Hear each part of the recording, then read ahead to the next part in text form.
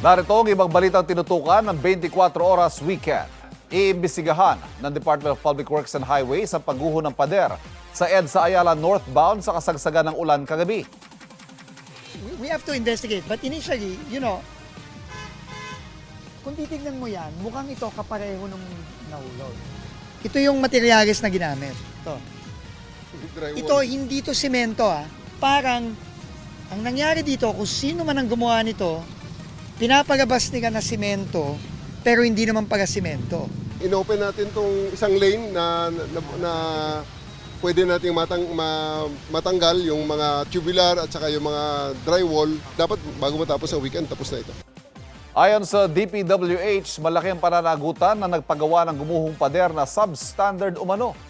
Ipatatawag din nila mga kinatawan ng City Engineering Office ng Lungsod ng Makati para matukoy ang sanhi ng pagguho at ang kontraktor nito. Posible manong maharap ang kontraktor ng proyekto sa patong-patong na reklamo o sa mapatunayang may naging kapabayaan. Nagdulot na mabigat na daloy ng trapikong insidente mula sa EDSA Magallanes northbound hanggang paglampas ng EDSA Ayala dahil 2 linya lang ang nadaraanan.